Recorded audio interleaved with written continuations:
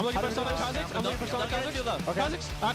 Cut it out. Cut. I'm gonna kick Echo if it goes in.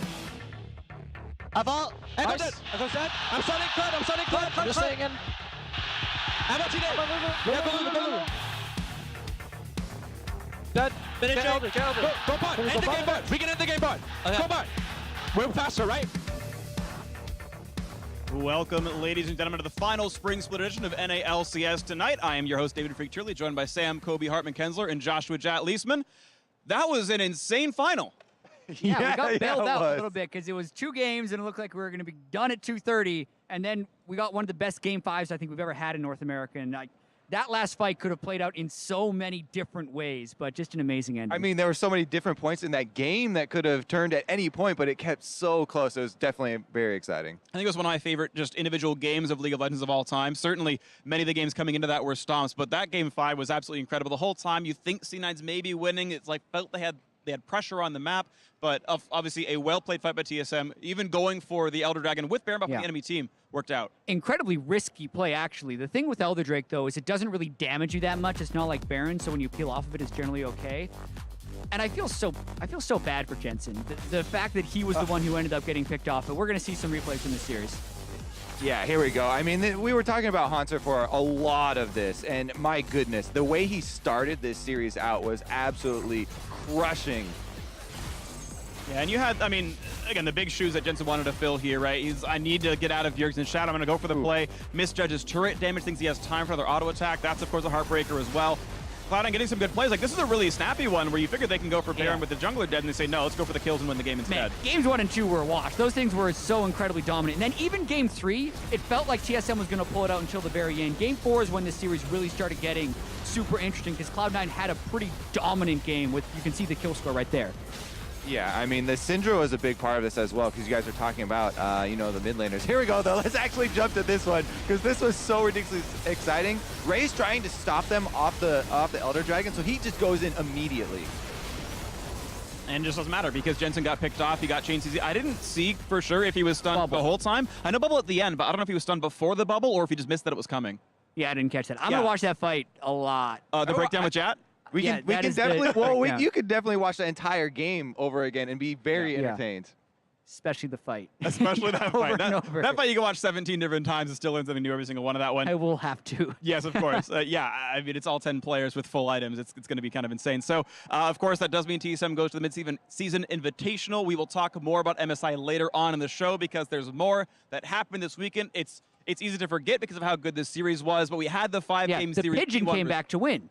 Yeah, it's true. You thought it'd be Cloud9 living up in there with the birds, but Phoenix won, right? The Avian team comes through, beats FlyQuest in Game 5. That one was really insane. Well, yeah, I mean, Phoenix won. They made a really good showing. We're trying to switch over to Phoenix won already? You talking about too many birds. Okay. Yeah. We're going for the third place match. Bouncing around. Phoenix won, though, yeah. They made a good showing. They wanted to finish strong because this is a team that's always talked about they're building for summer, right? You know, they were just out of the promotion tournament. Huge spring split for them. Great 2 imports. And they were all able to finish all the way in 3rd place. It's definitely come a very, very long way. Yeah, definitely one of those building blocks for Summer Split, assuming they keep everyone the same, because Shady had only played a handful of games for the roster, and Inori seemed to be on wobbly ground throughout most of the split with his team. So being able to come back, correct the tilt in games 4 and 5, pretty huge. Definitely true. Plus, you know, the 3rd place spot, I feel like, is pretty wide open in the North American LCS.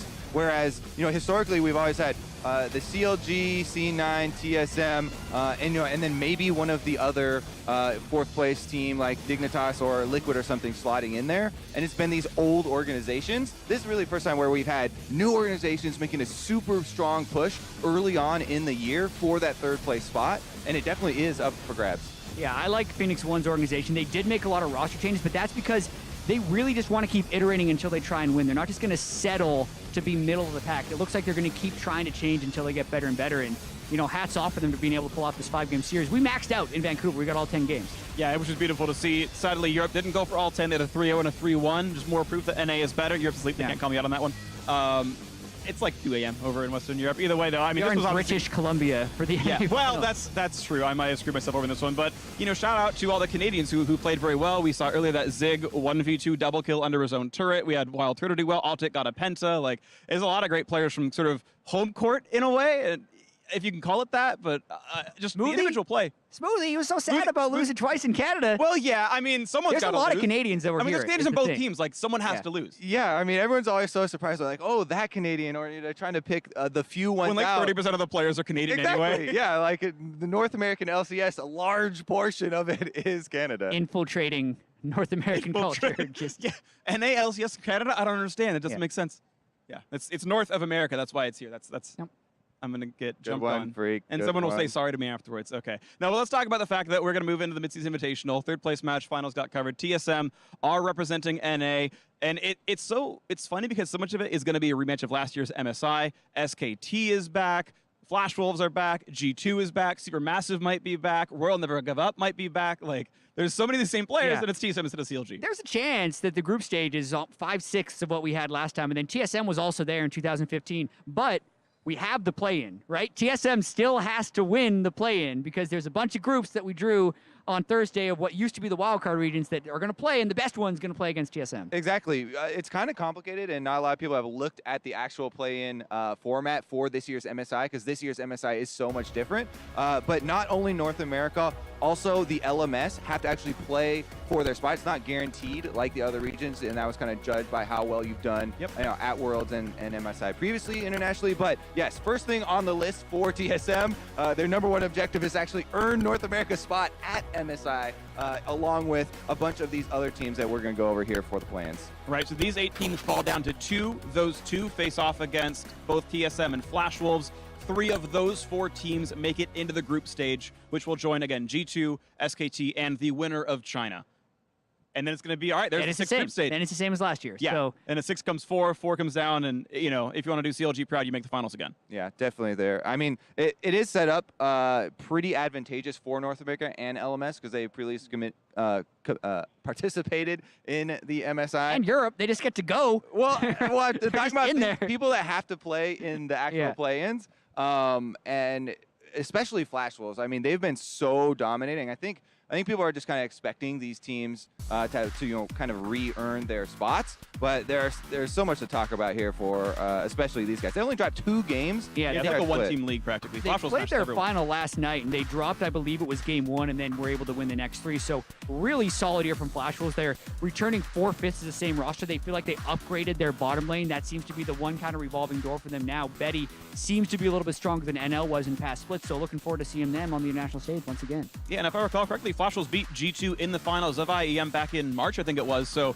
a month and a half ago, they said, well, we're better than everyone in Europe right now. And you figure if that happens, then they get through the play-in stage, and that's a top 3 team probably at the Mid-Season Invitational. I'm definitely looking at Flash Wolves as one of the strong contenders there for 2nd place because, as we all know, SKT TSM #1 are going, and they're 2 very, fourth, and very then TSM is, as yeah. we all know, That SKT TSM finals, the rematch.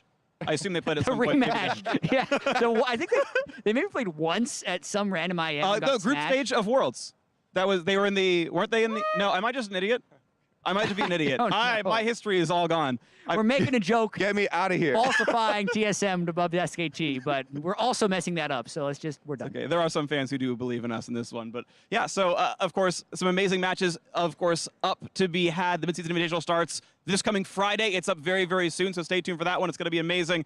It's been so much fun being part of the North American LCS Finals. Thank you, gentlemen, for joining me. It's been a great show here in Vancouver. Stay tuned in Brazil on Friday. The Mid-Season Invitational kicks off. It's going to be a bunch of fun. See ya.